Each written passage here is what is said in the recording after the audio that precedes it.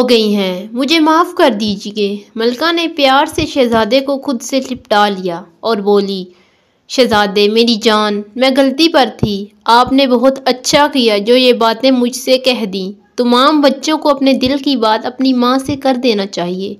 دنیا میں ماں سے بہتر دوست اور کوئی نہیں ہوتا۔ یہ ماں ہی تو ہوتی ہے جو اپنے بچوں کو صحیح مشورے دے سکتی ہے۔ اچھا، اب آپ مجھے آسان الفاظ میں بتائیے کہ مسئلہ کیا ہے؟ آپ کے ذہن میں ایسے خیالات کیوں کر آ رہے ہیں؟ شہزادہ کچھ دیر تک تو سوچتا رہا، پھر دھیرے سے بولا، امی حضور، جب میں محل کی برجی پر چڑھ کر شہر کا نظارہ کرتا ہوں تو مجھے روزانہ بہت سے بچے دور بازاروں میں نظر آتے ہیں۔ وہ بچے محنت مزدوری میں مصروف ہوتے ہیں۔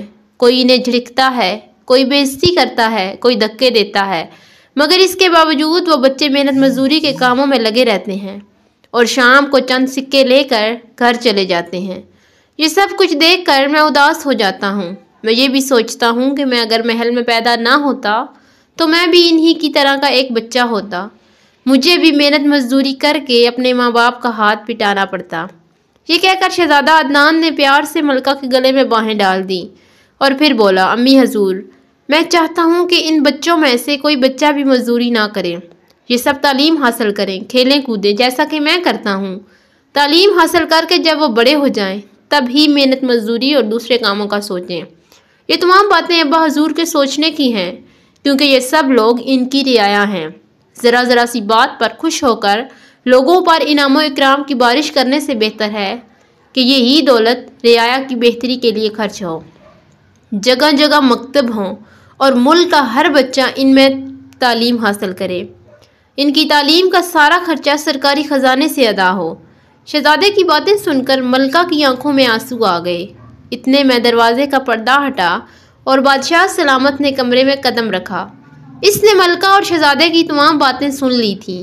اسے دیکھ کر شہزادہ ادب سے کھڑا ہو گیا۔ بادشاہ نے قریب آ کر شہزادے کو گلے سے لگا لیا اور کہا، بیٹا، آج تم نے ہماری آنکھیں کھول دی ہیں۔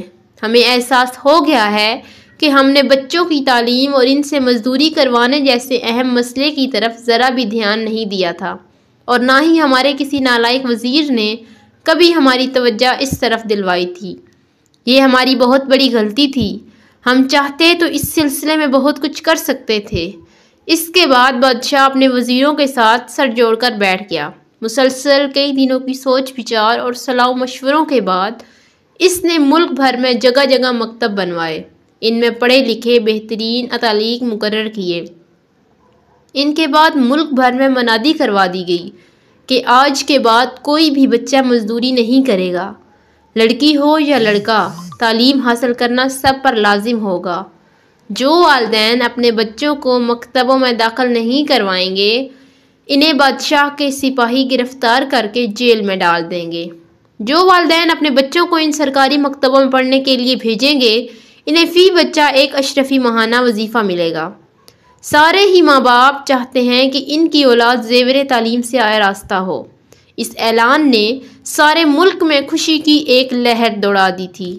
لوگ جوک در جوک اپنے بچوں کو تعلیم حاصل کرنے کے لیے ان مکتبوں میں بھیجنے لگے۔